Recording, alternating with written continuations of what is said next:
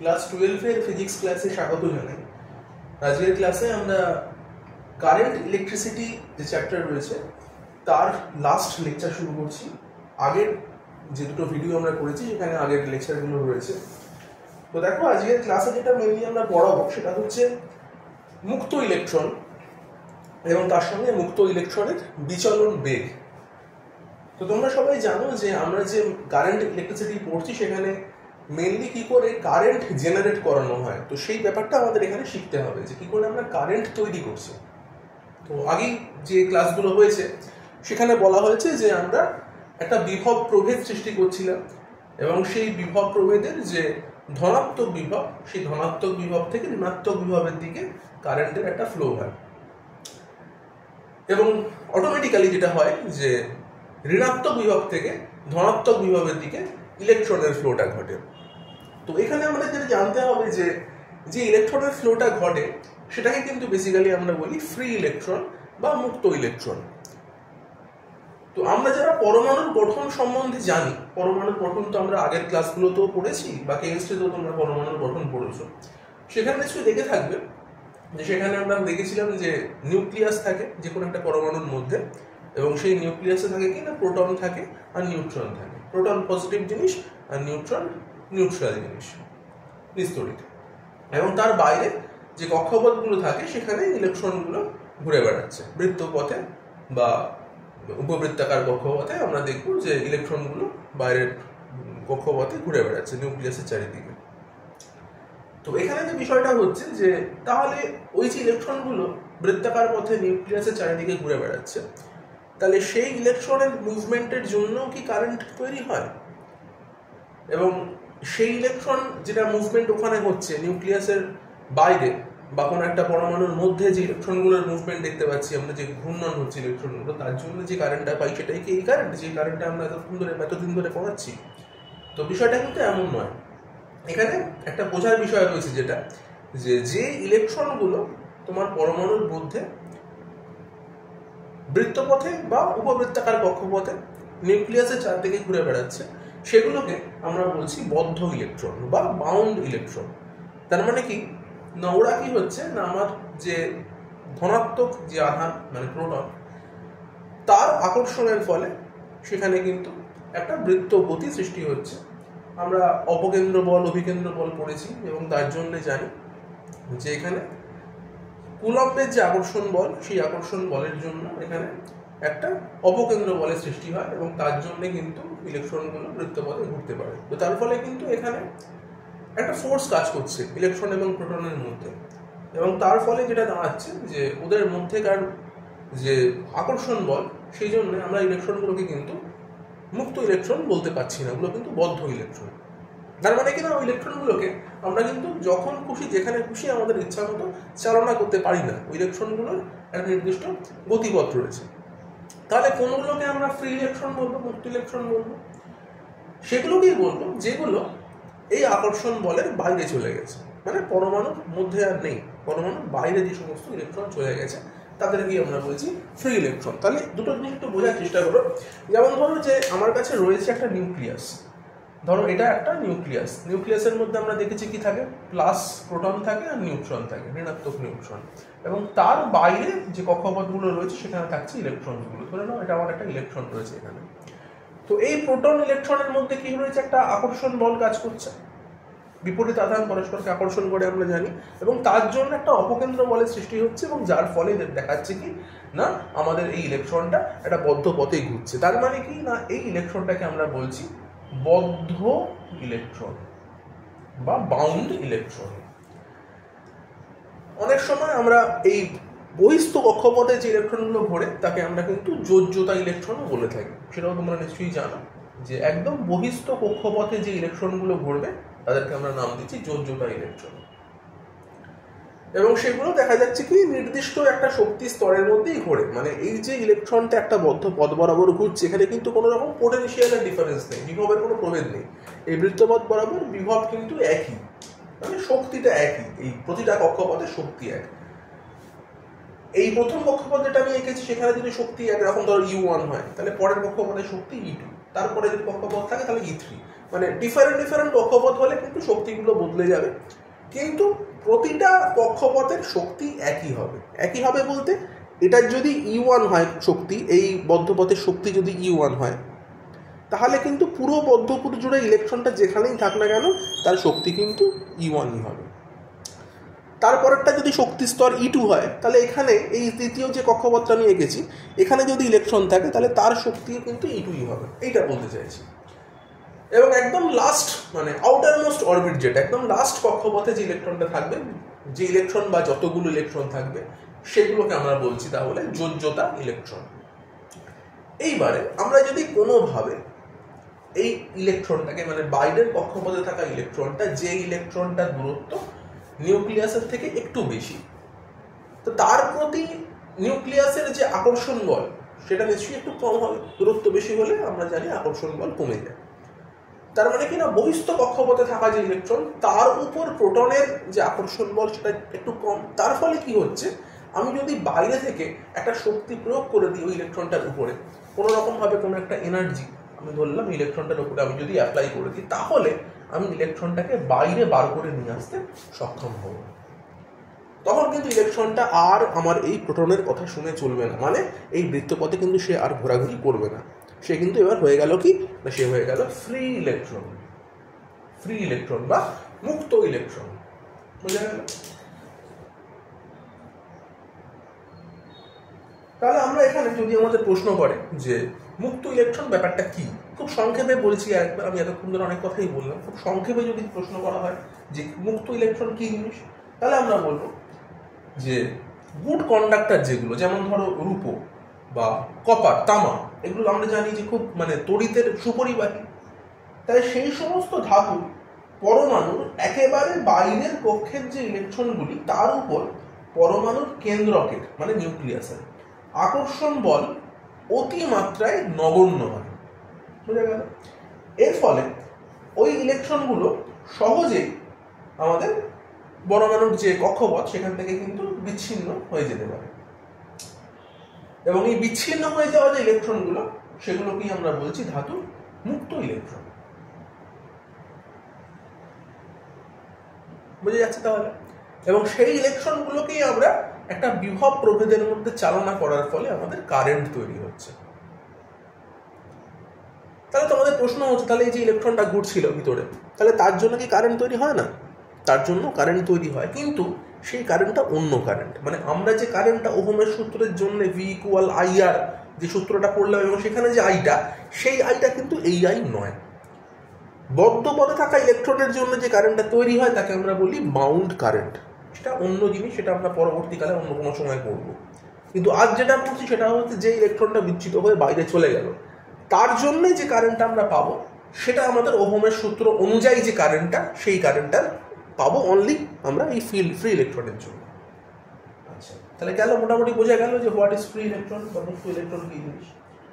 এবার যেটা আসছে সেটা হচ্ছে যে তাহলে রোধটা কি জিনিস। আমরা তো V=IR পড়লাম, আমরা বিভব ব্যাপারটা বুঝে গেছি, আমরা কারেন্ট ব্যাপারটাও একটু বুঝলাম। এবার তাহলে রোধটা কি জিনিস, রোধ কিভাবে তৈরি হচ্ছে না, এই যে ধাতব পরমাণুতে মুক্ত ইলেকট্রনগুলোর যে গতি, সেই গতির সময় অন্যান্য পরমাণু বা আয়নগুলোর সাথে এরা ধাক্কা খাচ্ছে। ধরো অনেকগুলো ফ্রি ইলেকট্রন একটা ন্যারো রাস্তা, খুব সরু একটা রাস্তা দিয়ে চলতে লাগলো, তো তারা কি করবে না, একে অন্যের সঙ্গে ধাক্কা খাবে। যে রাস্তা দিয়ে যাচ্ছে, ধরলাম যে একটা টানেলের মধ্য দিয়ে ইলেকট্রনগুলো যাচ্ছে, আমাদের যে পরিবাহী, সেই পরিবাহীর মধ্যে দিয়ে ইলেকট্রনগুলো যখন ফ্লো করে, তো মনে করো যে একটা টানেল একটা, তো ইলেকট্রনগুলো নিজেদের মধ্যে যেরকম ধাক্কা খাবে, টানেলের দেওয়ালের সঙ্গেও তো ধাক্কা খাবে। তো দেওয়ালগুলো অ্যাকচুয়ালি কি, দেওয়ালগুলো তো পরমাণু দিয়েই গঠিত। আমার যখন একটা ধাতব পরিবাহী আমি নিচ্ছি, একটা ধাতব তার নিচ্ছি, লোহার তার হতে পারে, তামার তার হতে পারে, রূপোর তার হতে পারে, একটা তার যখন নিচ্ছি তার মধ্য দিয়ে যখন ইলেকট্রনটা ফ্লো করছে, ইলেকট্রনগুলো নিজেদের মধ্যে যেমন ধাক্কা খায়, তেমনি ওই তারের দেওয়ালগুলোর সঙ্গেও ধাক্কা খাবে। দেওয়ালগুলো কি দিয়ে তৈরি, দেওয়ালগুলো পরমাণু দিয়ে তৈরি, তাহলে পরমাণুর সঙ্গেও ধাক্কা খাবে। এর ফলে কি হচ্ছে না, এদের যে চলাচলটা এটা বাধাপ্রাপ্ত হচ্ছে, মানে ওরা কিন্তু আর ফ্রিলি মুভমেন্ট করতে পারছে না। এরা free electron, but freely move করতে পারছে না। এটা একে অন্যের সঙ্গে ধাক্কা খাচ্ছে, এবং এর জন্যই অ্যাকচুয়ালি রোধের উৎপত্তি। রেজিস্ট্যান্স মানে বাধা, রেজিস্ট্যান্স অ্যাকচুয়াল মানেটা হচ্ছে বাধা, আমরা একে রোধ বলছি, কিন্তু অ্যাকচুয়াল ইংলিশে যদি মানে ডিকশনারি দেখো, রেজিস্ট্যান্স মানে কি, বাধা, বাধা পাচ্ছে। তো সেই বাধাটা পেল কেন না, একই সঙ্গে অনেকগুলো ইলেকট্রন তারা যাচ্ছিল সেই জন্য। এবার আলটিমেট তারা কি তাহলে এক প্রান্ত থেকে অন্য প্রান্তে পৌঁছাতে পারবে না? নিশ্চয়ই পারবে, সময় লাগবে পৌঁছাতে। তাহলে যত বেশি ইলেকট্রন হবে তত বেশি ধাক্কা খাবে, তত বেশি রোধ উৎপন্ন হবে। তাহলে রোধের ব্যাপারটা কিন্তু এটা। তাহলে যাবে কি করে এক প্রান্ত থেকে অন্য প্রান্তে? আমাকে তাহলে বেশি ফোর্স দিতে হবে। ফোর্সটা কে দেবে? ফোর্স দেবে আমাদের ব্যাটারিটা, ব্যাটারি ভোল্টেজটা। সেই ব্যাটারি ভোল্টেজ একটা ফোর্স দেবে, দিয়ে ইলেকট্রনকে একদিক থেকে অন্যদিকে পাঠাবে। মানে ধরো কিছু লোক একটা রাস্তা দিয়ে যাওয়ার চেষ্টা করছে, এবার একদিক থেকে যদি কনস্ট্যান্ট একটা ধাক্কা আসতে থাকে, তাহলে লোকগুলো আলটিমেট যতই ধাক্কা খাক না কেন, আলটিমেট তো এই রাস্তা দিয়ে মানে এই প্রান্তটা দিয়ে বেরোবে। আমি এদিক দিয়ে মানে কনস্ট্যান্টলি পুশ করছি, ধাক্কা মেরে যাচ্ছি, ধাক্কা মেরে যাচ্ছি। ধাক্কা মারছি কী করে? আরও লোক পাঠাচ্ছি, তারা গিয়ে ধাক্কা মারছি একে। তাহলে তো এরা যতই ধাক্কা খাক না কেন, আলটিমেট একটা সময় তো আসবে এমন যে এই টানেল দিয়ে বাইরে বেরিয়ে চলে যাবে। বোঝা গেল কেসটা? তার মানে এমন হবে না ধাক্কা খাচ্ছে বলে ওখানেই আটকে পড়ে থাকলো, ওরা আলটিমেট বাইরে আসবেই, এবং তার জন্য তো কারেন্টটা তৈরি হবে। তাহলে রোধ কী করে তৈরি হচ্ছে মোটামুটি একটা সংক্ষিপ্ত আইডিয়া দেওয়া গেল, খুব মানে একদম মানে বাচ্চা লেভেলের মানে আইডিয়া এটা। পরবর্তীকালে যখন আমরা আরও মানে বড় ক্লাসে পড়বো তখন কিন্তু মানে প্রত্যেক জিনিসের আইডিয়া বদলে যাবে। মানে হোয়াট ইজ মানে free electron, what is resistance, what is current, প্রত্যেকটা জিনিসের আইডিয়া কিন্তু যত আমরা বড় ক্লাসে পড়বো তত কিন্তু আস্তে আস্তে চেঞ্জ হতে থাকবে। এটা একদম একটা প্রিমিটিভ আইডিয়া আমরা এখানে দিলাম যে বিষয়টা। আচ্ছা, তো এইবারে একটা জিনিস বলে রাখি, এখানে 0 কেলভিন টেম্পারেচারে আমরা যদি নিয়ে যাই কোনো একটা পরমাণু বা আয়নগুলো, সেগুলো কিন্তু স্থির অবস্থায় চলে আসে। মানে আমি যদি পুরো সেট আপটাকে, যে কোনো একটা ধরো মানে এরকম তারের সেট আপ রয়েছে যেখানে আমি এই দুই প্রান্তে ভোল্টেজ অ্যাপ্লাই করেছি, তো সেখান দিয়ে যখন পরমাণুগুলো যাচ্ছে, মানে ইলেকট্রনগুলো যখন যাচ্ছে, পরমাণু বলা ভুল, পরমাণু তো মানে ওর সঙ্গে স্ট্যাটিক দেওয়ালগুলোতে রয়েছে পরমাণু, ইলেকট্রন যখন মানে ফ্রি ইলেকট্রন যখন ফ্লো করে যাবে, তো সেই সময় যদি আমি টেম্পারেচারকে 0 কেলভিন টেম্পারেচার নিয়ে আসি, তখন কি হবে না, যে ইলেকট্রনস বা আয়নস যেগুলো হোক না কেন সেগুলো কিন্তু স্থির অবস্থায় আসবে, কোনো রকম ভাইব্রেশন তাদের মধ্যে আর নেই। তার ফলে কি হচ্ছে, আমার যে ফ্রি ইলেকট্রন সেগুলোর মুভমেন্টটা খুব ফাস্ট হতে পারে, কারণ সেখানে কোনো বাধা নেই। তো এখানে একটা প্রশ্ন আছে তোমাদের মনে হতে পারে যে ফ্রি ইলেকট্রনগুলো তো তাহলে 0 কেলভিন টেম্পারেচারে ওদেরও তো মুভমেন্ট বন্ধ হয়ে যাওয়া উচিত, কারণ আমি বলছি কি না 0 কেলভিন টেম্পারেচারে সব কিছুর স্পন্দন থেমে যায়, ইলেকট্রন পরমাণু সবার স্পন্দন বন্ধ হয়ে যায়, ভাইব্রেশন করে না, তারা স্থির হয়ে যায়। এবার আমাদের মনে রাখতে হবে কি না, আমরা ইলেকট্রনটাকে চালনা করছি কিভাবে, একটা পোটেনশিয়াল ডিফারেন্সের মধ্যে রেখে। পোটেনশিয়াল ডিফারেন্স কথাটার মানেই এটা, একটা বিভব প্রভেদ মানেই এটা যে ইলেকট্রনকে আমি কনস্ট্যান্টলি পুশ করছি, একদিক থেকে অন্যদিকে নিয়ে যাওয়ার চেষ্টা করছি, ধাক্কা মারছি। তো এই ধাক্কার ফলে 0 কেলভিন টেম্পারেচারে থাকলেও ইলেকট্রনগুলোর কিন্তু মুভমেন্ট হবে। মুভমেন্ট হবে না কার? মুভমেন্ট হবে না হচ্ছে পরমাণুগুলোর, যে পরমাণুগুলো এই তারের দেওয়ালে রয়েছে। তো এমনি সময় জেনে রাখো যে অ্যাট এনি টেম্পারেচার যে কোনো পরমাণু কিন্তু সবসময় একটা ভাইব্রেশনস হয়, মানে কম্পন হয়। সেটা মানে যে কোনো পরমাণু হতে পারে, সেটা কিন্তু একটা ভাইব্রেশনের মধ্যে থাকে, এবং এই ভাইব্রেশনটা হওয়ার ফলে কিন্তু ইলেকট্রনগুলোর সঙ্গে ওর আরো বেশি করে ধাক্কা লাগে। যদি ভাইব্রেশন না হতো তাহলে হয়তো অতটা ধাক্কা লাগতো না। মানে ব্যাপারটা এইরকম যে ধরে নেওয়া যাক আমার কাছে এই ধরো এই নলটা রয়েছে, এই নলের এই দেওয়ালগুলো পরমাণু দিয়ে তৈরি, পরমাণু দিয়ে দেওয়ালগুলো তৈরি আছে। এবার আমি একটা বলকে এইখান দিয়ে নামাতে চাইছি, তো যদি দেওয়ালটা ফিক্স থাকে তাহলে এই বলটাকে ফেললে টপ করে নিচে বল পড়ে যাবে। কিন্তু যদি এগুলোর ভাইব্রেশনস হতে থাকে, তার মানে কি এই যে লাইনটা, এই লাইনটা তাহলে এক জায়গায় ফিক্স না, এই লাইনটা এরমভাবে দুলতে থাকবে, কারণ ভাইব্রেশনস হচ্ছে। তো তার ফলে কি যে বলটা পড়তে আরম্ভ করছিল দুদিকেই ভাইব্রেশনস রয়েছে, তাহলে এই বলটা এই ভাইব্রেশনের সম্মুখীন হলে বলটা একবার এদিকে যাবে, একবার এদিকে যাবে, একবার এদিকে এরম করতে করতে নিচের দিকে নামবে, মানে বারবার ধাক্কা খাওয়ার চেষ্টা হবে বলটা। তো এখানে আলটিমেটলি সেই জিনিসটাই ঘটে।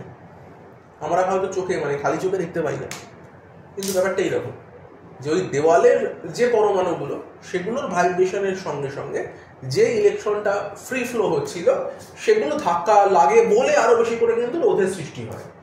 তো এবার যদি আমি ওই ভাইব্রেশনটাকে বন্ধ করে দিতে পারি, অ্যাট 0 কেলভিন টেম্পারেচার আমি ভাইব্রেশন বন্ধ করে দিয়েছি, কিন্তু এই ইলেকট্রনটা চলছে কেন না, একটা পোটেনশিয়াল ডিফারেন্স, যেটা আমি আগেই বললাম যে বিভব প্রভেদের জন্যই ইলেকট্রন চলবে। সেই ইলেকট্রনটা কি হবে, ফ্রি তাহলে মুভ করতে পারবে খুব সহজে, এবং সেখানে কিন্তু রোধটা প্রায় নেই হয়ে যাবে। তাহলে এই অবস্থাটাকে আমরা বলছি ধাতুর অতি পরিবাহিতা, সুপার কন্ডাক্টিভিটি, অতি পরিবাহিতা। বা যে ধাতুটাকে আমি এরকম বানালাম তাকে আমরা বলি সুপার কন্ডাক্টর। বুঝে গেল? আচ্ছা, নেক্সট তাহলে আমরা চলে আসছি মুক্ত ইলেকট্রনের বিচলন বেগ। এটাকে আমরা অনুপ্রবাহ বেগও বলে থাকি। সেটা কি জিনিসটা, মুক্ত ইলেকট্রনের বিচলন বেগটা কি? তাহলে আমরা দেখতে পাচ্ছি যে ইলেকট্রনটা যে চলছিল সেই চলাটা কিন্তু খুব একটা স্মুথ ছিল না। ইলেকট্রন চলার মাঝে দেখা যাচ্ছে যে অনেক রকম কিন্তু ধাক্কাধাক্কি হচ্ছে, একটা ইলেকট্রনের সঙ্গে অন্য ইলেকট্রনের ধাক্কা লাগছে, ইলেকট্রনের সঙ্গে পাত্রের দেওয়ালের ধাক্কা লাগছে, এই কেসগুলো হচ্ছিল। তো এর ফলে কি হচ্ছে না, ইলেকট্রনগুলো একটু বাধাপ্রাপ্ত হচ্ছে। মানে ইলেকট্রন কিন্তু যখন এখান থেকে স্টার্ট করছে, আমি চাইছি ওকে একদম ফ্রি এভাবে স্ট্রেট গিয়ে এরকম জায়গায় যেতে, এ পজিশন থেকে বি পজিশনে একদম স্মুথ যেতে চাইছি, ইলেকট্রন কিন্তু যেতে পারছে না, তার মাঝে মাঝেই ধাক্কা লাগছে বিভিন্ন ইলেকট্রনের সঙ্গে। তো ধরে নেওয়া যাক যে এই ইলেকট্রনটা এখান থেকে স্টার্ট করলো, গিয়ে এরকম জায়গায় তার একটা ইলেকট্রনের সঙ্গেও ধাক্কা লেগে গেল। তো যেই ধাক্কা লাগবে, এই ধাক্কাগুলো আমরা থিওরিটিক্যালি ধরে নিই যেগুলো হচ্ছে স্থিতিস্থাপক ধাক্কা, স্থিতিস্থাপক সংঘর্ষ। মানে ক্লাস 11 নিশ্চয়ই করেছো স্থিতিস্থাপক সংঘর্ষ এই জিনিসটা। তো তার ফলে কি হবে না, এই ইলেকট্রনটা যে বেগ নিয়ে যাত্রা শুরু করেছিল, যেই ধাক্কাটা লাগলো ওর বেগটা হয়ে গেল 0। বেগ 0 হয়ে যাওয়া মানে কি, ও থেমে গেল, ও কিন্তু আর চলছে না, ও থেমে গেছে। তো এইবারে ও যে থেমে গেল, তাহলে কেউ থেমেই বসে থাকবে, কি আর চলবে না? না, আবারও চলবে। কেন চলবে না? আমরা জানি বিভব প্রভেদ রয়েছে, বিভব প্রভেদ একটা ধাক্কার কাজ করে। তাহলে ও প্রথমে চললো বিভব প্রভেদের জন্যই, ধাক্কা পেয়েছিল বলেই চললো, এর সঙ্গে ধাক্কা লেগেছে বলে ওর গতি বন্ধ হয়ে গেছে, ওর বেগ শূন্য হয়ে গেছে। কিন্তু বিভব প্রভেদ তো রয়েই গেছে, সে কনস্ট্যান্টলি ধাক্কা দিয়ে যাচ্ছে ওকে। তার ফলে কি, ও আবার একটা বেগ নিয়ে ওর যাত্রা শুরু করবে, আবার কিছুটা যাবে, আবার কারোর একটা সঙ্গে ধাক্কা লাগবে, আবারও থেমে যাবে, আবার চলবে। তো এইরকম ভাবে ও ধাক্কা খেতে খেতে, মানে একবার ও বেগ নিল আবার থামলো, আবার একটা বেগ নিল আবার থামলো, এই করতে করতে ও এ থেকে বিতে গিয়ে পৌঁছালো। তাহলে ওর যে গতিটা ছিল সেই গতিটা তো কোনো স্মুথ গতি ছিল না, বারবার ধাক্কা খেয়ে বারবার গতি বন্ধ হচ্ছে চলছে, বন্ধ হচ্ছে চলছে। তাহলে এই জিনিসটাকে বলা হয় ড্রিফটিং। এই জিনিসটাকে, এই মানে ব্যাপারটাকে বলা হয় ড্রিফটিং। মানে এইরকম বারবার ধাক্কা খেতে খেতে চলা, এই বিষয়টাকে বলে ড্রিফটিং বা ড্রিফট। তো যার ফলে এই গতিটার নাম দেওয়া হয়েছে ড্রিফট ভেলোসিটি। এই বেগটার নাম দেওয়া হচ্ছে ড্রিফট ভেলোসিটি বা ড্রিফট স্পিড, যাই বলা হয়। তাহলে আমরা কাকে বলবো ড্রিফট ভেলোসিটি বা বিচলন বেগ? তাহলে সংজ্ঞাটা বলি। সংজ্ঞা হচ্ছে পরিবাহীর দুপ্রান্তে বিভব প্রভেদ থাকলে মুক্ত ইলেকট্রনগুলি নিম্ন বিভব থেকে উচ্চ বিভবে যে গড় বেগ নিয়ে চলতে থাকে তাকে মুক্ত ইলেকট্রনের বিচলন বেগ বলে। তাহলে ইম্পর্টেন্ট পয়েন্ট কোনটা এখানে না, যে গড় বেগ নিয়ে চলতে থাকে, মানে একটা গড় বেগ, নিচে আন্ডারলাইন করো, এইটা হচ্ছে মেন পয়েন্ট আমার এই পুরো বিষয়টার মধ্যে। তাহলে এটা একটা বেগ, কিন্তু সে বেগটা কিন্তু পার্মানেন্ট নয়, মানে কনস্ট্যান্ট বেগে চলছে এমনটা নয়। বেগ বাড়াচ্ছে, একটা প্রথমে বেগ ছিল, একটা বেগ নিয়ে যাত্রা শুরু করলো, তারপরে ধাক্কা খেয়ে বেগ 0 হয়ে গেল, আবার একটা বেগ নিয়ে যাত্রা শুরু করলো, আবার ধাক্কা খেয়ে ওর বেগ 0 হয়ে গেল। এইভাবে ও একবার ও বেগ বাড়াচ্ছে, একবার বেগ কমাচ্ছে, বাড়াচ্ছে কমাচ্ছে, মানে একবার ত্বরণ একবার মন্দন, এই করতে করতে চললো পুরোটা। কিন্তু আমরা কিন্তু কোথাও এখানে ত্বরণ হচ্ছে মন্দন হচ্ছে কিছু বলছি না, তার বদলে বলছি ওর একটা বেগ আছে। সেটা কী বেগ? না বিচলন বেগ। তাহলে সেই বেগটা কি না, আমরা করছি কি অ্যাকচুয়ালি এখানে একটা গড় বেগ বার করার চেষ্টা করছি, যে ও যদি এইখান থেকে এইখানে যায়, দূরত্বটা আমি জানি, টাইম জানি, দূরত্ব বাই টাইম ভাগ করে দেবো, করলে আমি গড় বেগ পেয়ে যাবো। সেই বেগটাকেই বলে দিচ্ছি ওটা একটা ইলেকট্রনের বেগ। কিন্তু ইলেকট্রন সবসময় জানবে কোনোদিন কিন্তু সমবেগে চলে না, কিন্তু আমরা এখানে ধরে নিচ্ছি ইলেকট্রন সমবেগে চলছে, আমাদের ক্যালকুলেশন করা সুবিধা হবে এবং মোটামুটি সেটা ঠিকভাবেই ধরা হয়। তো সেটা কীভাবে আমরা বার করছি, ক্যালকুলেশন কীভাবে করছি সেটাই আসি। তাহলে বিচরণ বেগের রাশিমালা সেটা আসছে, কী করে আমরা ক্যালকুলেট করছি বিচরণ বেগের মান কত।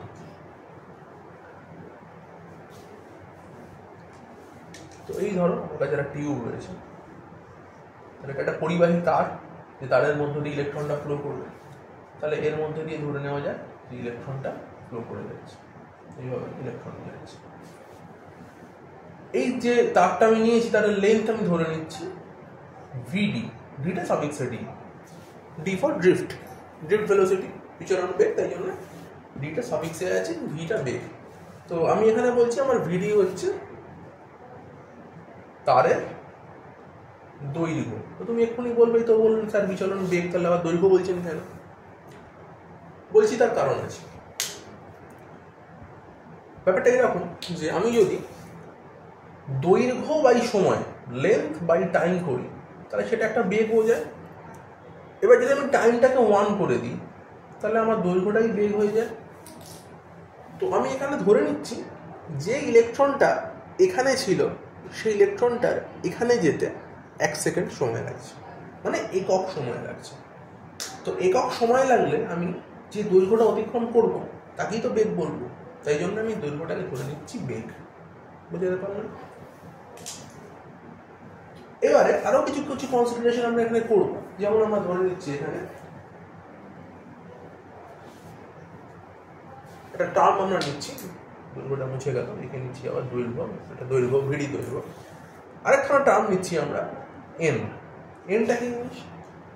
এন হচ্ছে একক আয়তনে মুক্ত ইলেকট্রনের সংখ্যা, একক আয়তনে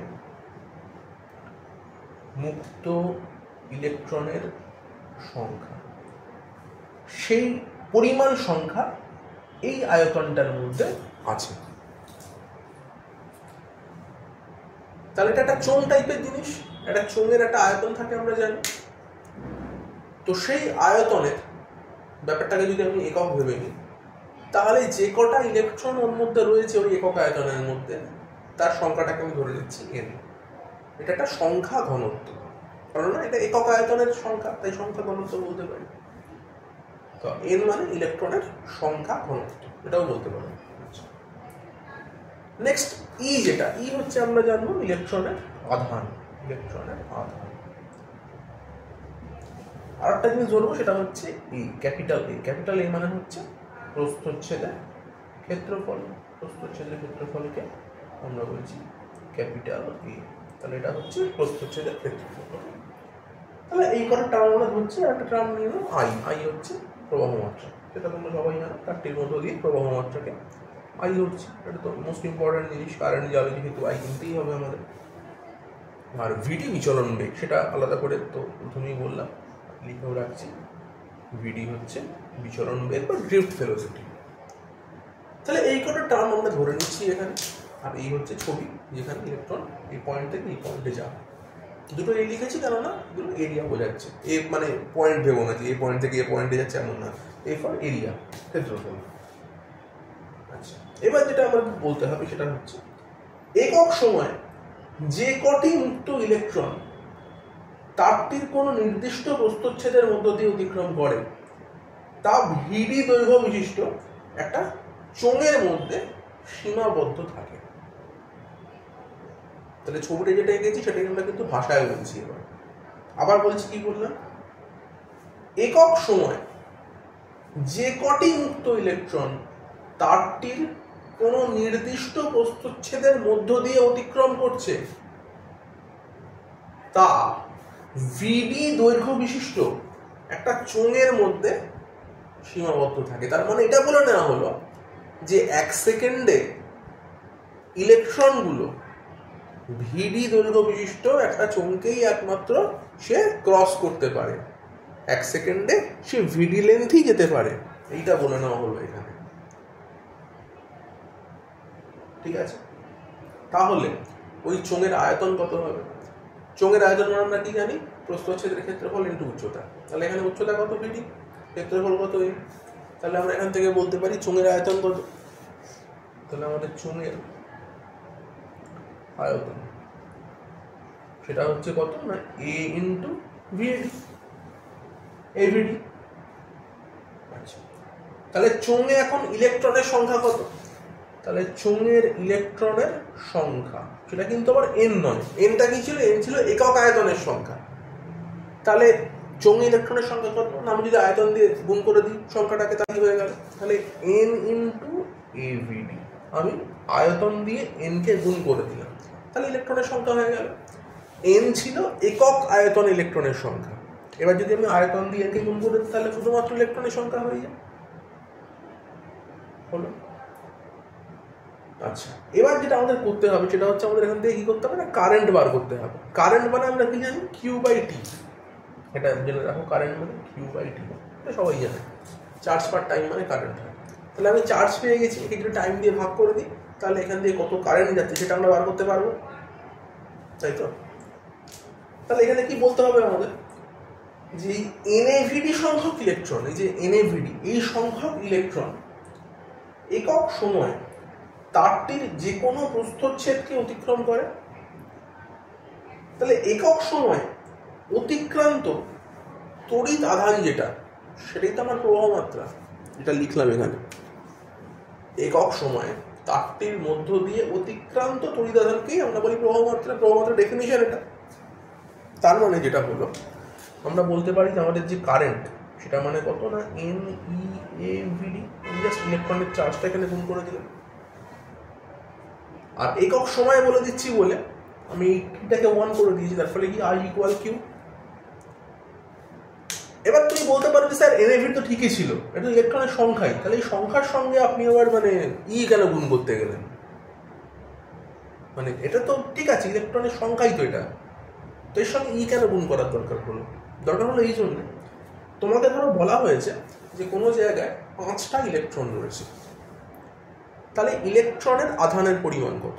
তুমি কি 5 বলবে না 5 ইন্টু ই বলবে? ভালো করে ব্যাপারটা বলবে। কোনো জায়গাতে 5টা ইলেকট্রন আছে বলা হয়েছে, তাহলে ইলেকট্রন কত পরিমাণ ইলেকট্রন আছে? 5 নয়, 5 ই পরিমাণ ইলেকট্রন রয়েছে। এটা একটা সংখ্যা, এই সংখ্যার সঙ্গে আমি ইলেকট্রনের আধানকে গুণ করলাম, তাই এটা টোটাল ইলেকট্রনের আধানের পরিমাণ বোঝাচ্ছে। বাই টাইম, এবার টাইমটা ইউনিট 1 ধরে নিয়েছি, তাই টিটা নেই হয়ে গেছে, তার ফলে আই ইকুয়াল কি হলো এন ই ভিডি হলো। এবারে আমি যদি এইটাকে আই এর নিচে ভাগ করে নিয়ে চলে আসি, করতেই পারি এটা আই বাই এরিয়া, তাহলে হয়ে যাচ্ছে এন ই ভিডি। তাহলে কারেন্ট বাই এরিয়া মানে হয়ে যায় current density. Current density, current density মানে হচ্ছে প্রবাহ ঘনত্ব বলে জিনিসটাকে, তড়িৎ প্রবাহ ঘনত্ব।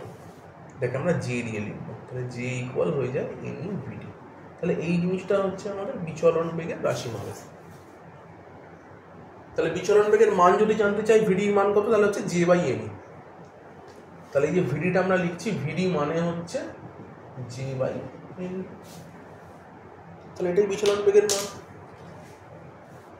তাহলে আমাদের যদি পরীক্ষায় প্রশ্ন আসে, কারেন্ট ডেনসিটি দিয়ে দিয়েছে, প্রবাহ ঘনত্ব দিয়ে দিয়েছে, ইলেকট্রনের আধানের মান আমরা জানি 1.6 × 10⁻⁹, এটা ই এর মান হয়। কটা ইলেকট্রন আছে বলে দেওয়া হয়েছে, সেটা এন এর মান বা এন এর সংখ্যা ঘনত্ব বলে দেওয়া হয়েছে, এন মানে সংখ্যা ঘনত্ব, সেটা বলে দেওয়া হয়েছে। তো সেইগুলো বলে দেওয়া থাকলে আমরা কিন্তু ভিডি মানে বিচলন বেগের মানটা কিন্তু বার করে ফেলতে পারবো সেখান থেকে। ঠিক আছে, তো এই হচ্ছে মেনলি বিষয়টা। তাহলে বিচলন বেগটা আশা করি বোঝাতে পারলাম। খুব ইন্টারেস্টিং একটা জিনিস বিচলন বেগ, এটা খুব ইম্পর্টেন্টও জিনিস, তাহলে এটা ক্লিয়ার করবো। আচ্ছা, নেক্সট কয়েকটা ছোট ছোট জিনিস আমরা এখানে আসবো, কয়েকটা টার্ম আর কি, মানে আমাদের এখানকারই মানে লাগবে কয়েকটা টার্ম। সেটা হচ্ছে মুক্ত ইলেকট্রনের ত্বরণ, সেই ত্বরণটা কি করে আমরা বার করবো। তাহলে মুক্ত ইলেকট্রনের জন্য বেগটা তো পাওয়া গেল, এবার আমরা তো অলরেডি শিখলাম একটু আগে যে মুক্ত ইলেকট্রনগুলো থেমে থেমে চলে, মানে কখনো বেগ বাড়ছে কমছে, বেগ বাড়ছে কমছে, এরমভাবে হচ্ছে। তাহলে তার নিশ্চয়ই ত্বরণ থাকছে। তো সেই ত্বরণটাকে তো আমরা ধরছি না, তার বদলে আমরা একটা গড় বেগ ধরে নিচ্ছি এবং যাকে আমরা বিচলন বেগ হিসাবে বলছি। ত্বরণ থাকলে ত্বরণের মানও থাকবে, তো সেটা কত? এবার আমরা যেটা বার করবো সেটা হচ্ছে মুক্ত ইলেকট্রনের ত্বরণ। তাহলে আমরা ধরে নিচ্ছি যে একটা পরিবাহী, তার দৈর্ঘ্য ধরো এল। তাহলে একটা পরিবাহী রয়েছে, সেই পরিবাহীর দৈর্ঘ্য ধরো দিয়ে দিচ্ছি এল দৈর্ঘ্য। আর এর দু প্রান্তে আমরা একটা ভি ভোল্টেজ অ্যাপ্লাই করেছি, ভি বিভব প্রয়োগ করেছি। তাহলে এখানে তড়িৎ ক্ষেত্রের মান কত হবে? ই ইকুয়াল আমরা বলতে পারি V by L, capital V লিখছি, ক্যাপিটাল ভি বাই এল। আমরা তো ই মানে ডিভিডিআর পড়েছি, ইলেকট্রিক ফিল্ড মানে ভোল্টেজ বাই ডিস্টেন্স বা ভোল্টেজ বাই লেন্থ, যাই বলো না কেন, ই ইকুয়াল ডিভিডিআর পড়েছি বা ডিভিডিএক্স পড়েছি। তাহলে ইকুয়াল ভি বাই এল বলাই যায় যে এখানে তড়িৎ ক্ষেত্র কত রয়েছে, তাহলে তড়িৎ ক্ষেত্রের মান হচ্ছে ভি বাই এল। তো ইলেকট্রনের উপর প্রযুক্ত বল, ফোর্স, ফোর্স মানে আমরা কি জানি? ফোর্স মানে কত হয় না, চার্জ ইনটু ইলেকট্রিক ফিল্ড হয়। আমরা কিউই পড়েছি, এফ ইকুয়াল কিউই। তো কিউ মানে এখানে ইলেকট্রনিক চার্জ, তাই জন্য ই লিখলাম কিউটাকে, এফ ইকুয়াল ই। তাহলে সেটা মানে কত? তাহলে সেটা মানে লিখতেই পারি ই ভি বাই এল, ই এর জায়গায় আমরা ভি বাই এলটা বসিয়ে দিচ্ছি। তাহলে এফ ইকুয়াল কত হলো? E V by L. এবার ত্বরণ কত? ত্বরণের মান আমরা জানি কি হয়, F by M, force by mass. তাহলে মাস হচ্ছে কি? ইলেকট্রনের ভর। তাহলে আমরা এখানে লিখতে পারবো কি না, EV by M L. M হচ্ছে এখানে ইলেকট্রনের ভর। ইলেকট্রনের ভর সবাই জানে কত, এটা বসিয়ে দেওয়া হয়, তাহলে অঙ্ক হয়ে গেল। এই হচ্ছে ব্যাপারটা, মানে ভীষণ ইজি, এমন কিছু না যে পারা যাবে না। ত্বরণ মানে ফোর্স বাই মাস, এগুলো মানে বইয়ে রয়েছে, ছোটো ছোটো ফর্মে রয়েছে, জাস্ট এইগুলো কিন্তু মানে অঙ্ক হিসেবে এখন যেন এমসিকিউতে আসবে আর কি, ছোটো ছোটো প্রশ্ন হিসেবে, যে এর ভ্যালুটা কত, ইভি বাই এম এল, এটা মনে রাখতে হবে। এবার সেখানে তোমাকে ইভি দেওয়া থাকবে, লেন্থ বলা থাকবে, তারের লেন্থ, এম জানো বা এম বলেও দেওয়া থাকতে পারে, সেগুলো বসিয়ে করা যেতে পারে। আচ্ছা, নেক্সট যেটা ইম্পর্টেন্ট সেটা হচ্ছে মোবিলিটি বা মুক্ত ইলেকট্রনের সচলতা। সেটা আবার কি জিনিস? সচলতা মানে মোবিলিটি বা কি জিনিস? তাহলে সচলতা, সচলতা বা মোবিলিটি কাকে বলে? মোবিলিটি, মোবিলিটিকে আমরা মিউ দিয়ে লিখবো। হ্যাঁ, মিউ মানে মোবিলিটি, সেটা মানে হচ্ছে ভিডি বাই ই। মানে একক তড়িৎ ক্ষেত্র মধ্যে কোন একটা একক সুষম তড়িৎ ক্ষেত্রের মধ্যে মুক্ত ইলেকট্রনগুলো যে স্থির বিচলন বেগ লাভ করে তাকে আমরা বলবো সচলতা, তাকে মিউ দিয়ে প্রকাশ করা হবে। বুঝে যাচ্ছে কি জিনিস? ইউনিট ইলেকট্রিক ফিল্ডের মধ্যে কোনো একটা মুক্ত ইলেকট্রন যে বিচলন বেগটা লাভ করবে তাকে মিউ বলে দেওয়া হচ্ছে। তো এবার এখানে এই যে মিউটা বলা হলো, এটা কিন্তু খুব মানে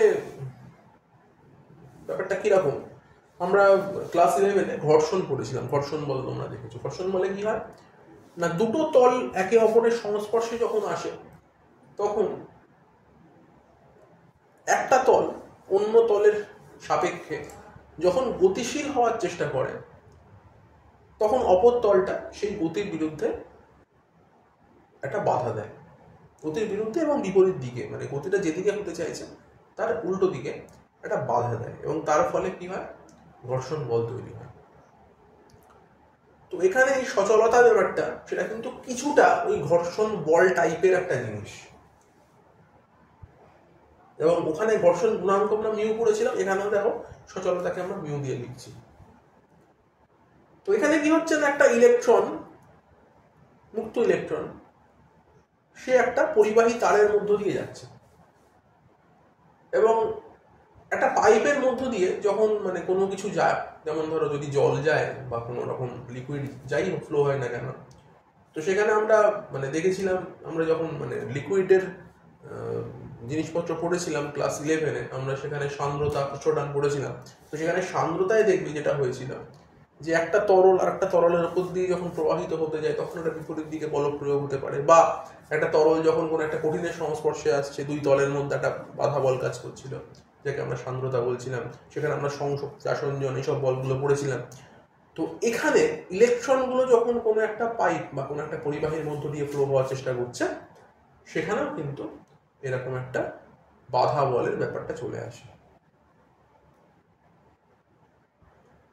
এবং ইলেকট্রনগুলোর ত্বরণের ফলে বেগ যত বাড়ে, বাধাজনিত যে বল সেটা তত পরিমাণে বেড়ে যায়।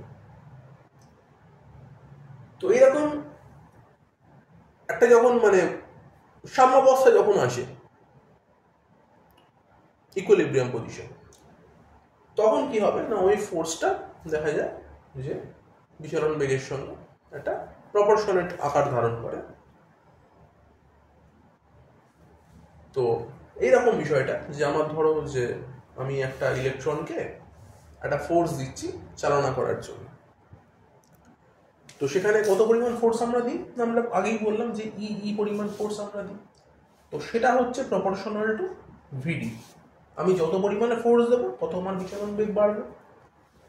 ব্যাপারটাকে যদি ইকুয়ালিটিতে আনতে চাই, তাহলে আমি একটা কনস্ট্যান্ট এখানে গুণ করতে পারি, কে ভিডি বলতে পারি এখানে। তাহলে ভিডি আমার আলটিমেট কি হলো, ভিডি মানে ই বাই কে হয়ে গেল। তো এখানে আলটিমেট দেখা যাচ্ছে, দেখো যে এই ই বাই কে, এই যে টার্মটা, এটাকে আমরা অ্যাকচুয়ালি কিন্তু বলছি মিউ। তাহলে এখানে এই কেটা অ্যাকচুয়ালি দায়ী আমার মিউটা কত হবে তার উপরে। এবং এই কে ব্যাপারটা ডিপেন্ড করে যে আমার পরিবাহী যে পদার্থটা সেটা অ্যাকচুয়ালি কি, সেটা কি দিয়ে তৈরি, মেটালটা কি, ম্যাটেরিয়ালটা কি, তার উপরে ডিপেন্ড করে যে কে এর মানটা কত হবে। ওকে, তাহলে সেই হিসাবে আমরা মিউ এর মানটা ডিফাইন করছি। তাহলে এই মিউ হচ্ছে আমাদের সচলতা। আচ্ছা, নেক্সট যেটা বলবো সেটা হচ্ছে ওহমের সূত্রের ভেক্টর রূপ। এটাই আমাদের লাস্ট টপিক, ওহমের সূত্রের ভেক্টর রূপ, vector form of Ohm's law. তো ওহমস ল বলতে আমরা জানি ভি ইকুয়াল আই আর। তো এখানে আমার ভেক্টর ফর্ম কি হবে, তো যেটা হয় দেখো, এখানে আমরা ভি কে লিখতে পারি ই into L, electric field into length লিখতেই পারি বিভবকে। আবার পরিবাহী রোধ, তাকে আমরা জানি লেখা যায় রো ইন্টু এল বাই, এটা আমরা শিখেছি আগে। আচ্ছা, আর একটা জিনিস এখান থেকে আমরা যেটা বলতে পারি যে রোকে আমরা আবার লিখতে পারি এল বাই সিগমা। রোকে 1 সিগমা বলা যায়। সিগমা মানে কন্ডাক্টিভিটি আর রো মানে রেজিস্টিভিটি, দুটো রেসিপ্রোকাল আমরা জানি। তাহলে ওহমের সূত্র অনুযায়ী V equal I R form থেকে যেটা বলা যায়, ভি কে তাহলে আমরা কি লিখতে পারি, ভি কে লিখতে পারছি ই ইন্টু এল ইকুয়াল আই লিখলে আমরা আর কে লিখতে পারি কি এল বাই সিগমা এ। আবার দেখো আই যেটা আমরা একটু আগেই দেখলাম, আই কে আবার লেখা যায় কি আই বাই এরিয়া, মানে আমাদের ছিল যে কারেন্ট ডেন্সিটি, তাহলে আই কে লেখা যায় জে এ। তাহলে আই কে আমরা আই না লিখে জে এও লিখতে পারি। তাহলে এখান দিয়ে এ ক্যান্সেল হয়ে যাচ্ছে, এল ক্যান্সেল হয়ে যাচ্ছে, তাহলে হয়ে যাচ্ছে জে ইকুয়াল সিগমা ই। সিগমাটা দিক উঠে গেলে জে ইকুয়াল সিগমা ই ফর্ম পেয়ে যাচ্ছি, যেখানে যেটা হচ্ছে একটা ভেক্টর, ইট একটা ভেক্টর। তাই জন্য দেখো এই ভি ইকুয়াল আই আর থেকেই আলটিমেটলি চলে এলো জে ইকুয়াল সিগমা ই। এই জিনিসটাকে আমরা বলছি ওহমের সূত্রের ভেক্টর রূপ। তাহলে এখান থেকে সিগমা বা কন্ডাক্টিভিটি যেটা, সেটা কিন্তু আমরা ক্যালকুলেট করতে পারি জে বাই ই করে। তাহলে সিগমা ইকুয়াল আলটিমেট কিন্তু জে বাই ইও লিখে দেওয়া যায়, বা একটা ফর্মুলা পাওয়া যাচ্ছে এখান থেকে। তাহলে এখান থেকেও আমাদের নিউমেরিক্যাল অঙ্ক আসতেই পারে। বেশ, তাহলে আজকের মতো ক্লাসটা আমরা এখানেই শেষ করলাম, এবং আমাদের টোটাল চ্যাপ্টারটা, কারেন্ট ইলেকট্রিসিটি যে চ্যাপ্টারটা, কিন্তু এখানেই শেষ হয়ে যাচ্ছে।